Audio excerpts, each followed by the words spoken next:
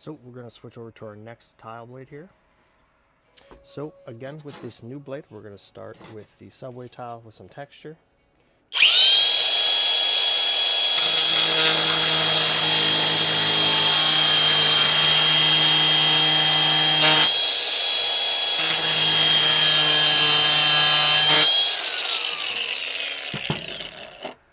So I'm going to stop with this blade right here on the gloss. We're going to switch over and try with a matte finish.